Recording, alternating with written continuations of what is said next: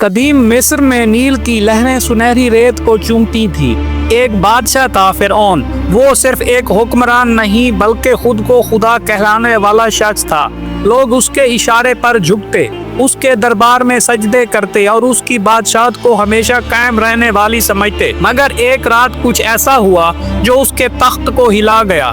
فرعون نے خواب میں دیکھا کہ ایک شعلہ اس کی سلطنت کو نگل رہا ہے، اس کے ستون گر رہے ہیں اور اس کا تاج نیل کی گہرائیوں میں ڈوب رہا ہے۔ خوف سے کانپتے ہوئے وہ بیدار ہوا اور درباریوں کو بلایا۔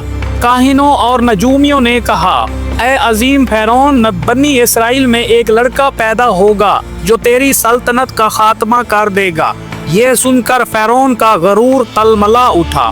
قتل کر دو ہر پیدا ہونے والے بنی اسرائیلی لڑکے کو، میں اپنی سلطنت کے خاتمے کو روک کر ہی رہوں گا۔ فرعون کے سپاہی گھروں میں گھس کر نومولود بچوں کو بے دردی سے قتل کر رہے تھے۔ ایسے میں ایک عورت یوکابد نے اپنے بیٹے کو چھپایا، مگر زیادہ دیر ممکن نہ تھا۔ تبھی اللہ کی وحی آئی، اسے ایک ٹوکری میں رکھ کر نیل کے حوالے کر دو اور فکر نہ کرو، ہم اسے لوٹا دیں گے۔ دل کانپ رہا تھا مگر ایمان مضبوط تھا۔ یوکابد نے اپنے معصوم بیٹے کو دریا کے سپرد کیا اور اس کی بہن مریم دور سے دیکھتی رہی کہ ٹوکری کہاں جا رہی ہے۔ نیل کی موجیں موسیٰ کو فرعون کے محل کے قریب لے آئیں، جہاں آسیہ نے اس بچے کو دیکھا۔ وہ ایک نظر میں اس کی محبت میں گرفتار ہو گئی۔ یہ بچہ ہماری آنکھوں کی ٹھنڈک ہوگا، اسے قتل نہ کرو۔ فرعون کو ناگوار گزرا، مگر آسیہ کے اسرار پر وہ مان گیا۔ لیکن بچہ کسی کا دودھ نہیں پی رہا تھا۔ تبھی مریم بولی، میں ایک ایسی عورت کو جانتی ہوں جو اسے دودھ پلا سکتی ہے۔ یوں موسیٰ اپنی ماں کے پاس واپس پہنچ گیا تھا اور اللہ کا وعدہ بھی پورا ہوا۔ موسیٰ محل میں شہزادوں کی طرح پلے، مگر ان کا دل عدل اور رحم سے بھرا تھا۔ ایک دن انہوں نے دیکھا کہ ایک مصری سپاہی ایک بنی اسرائیلی غلام پر ظلم کر رہا ہے۔ موسیٰ نے اسے روکنے کی کوشش کی، مگر ان کا ایک مکہ سپاہی کی جان لے گیا۔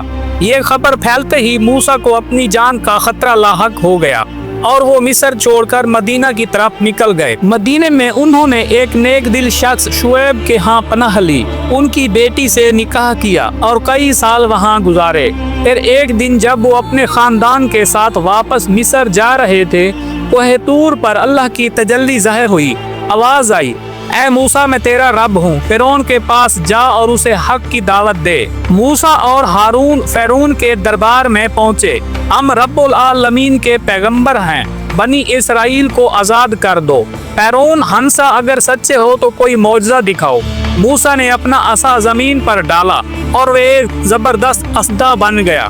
ہاتھ نکالا تو وہ سورج کی طرح چمک اٹھا۔ دربار پر سناٹا چھا گیا۔ فرعون نے اپنے جادوگروں کو بلایا۔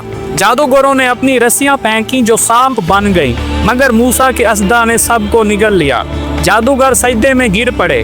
ہم موسیٰ اور ہارون کے خدا پر ایمان لے آئے۔ عذابوں کی بارش اور فرعون کی ہٹ دھرمی۔ فرعون نے ظلم بہا دیا، مگر اللہ کے عذاب نازل ہونے لگے۔ نیل کا پانی خون میں بدل گیا۔ ٹڈیاں اور مینڈک ہر طرف پھیل گئے۔ آندھیاں اور طوفان آئے، مگر فرعون توبہ کر کے ہر بار مکر جاتا۔ آخر کار اللہ نے حکم دیا کہ موسیٰ اپنی قوم کو لے کر رات کی تاریکی میں نکل جائیں۔ جب بنی اسرائیل سمندر کنارے پہنچے تو پیچھے فرعون کا لشکر تھا اور آگے پانی۔ اب کیا ہوگا؟ لوگوں نے سوال کیا۔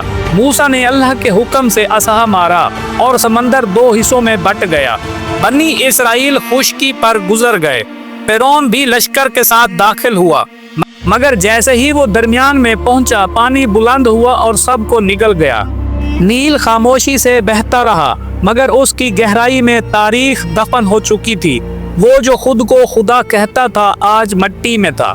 وقت نے ہمیشہ کے لیے سچائی کا فیصلہ سنا دیا۔ طاقت ہمیشہ نہیں رہتی، مگر حق سچ ہمیشہ قائم رہتا ہے۔ چینل کو برائے مہربانی لائک اور سبسکرائب ضرور کریں۔ شکریہ۔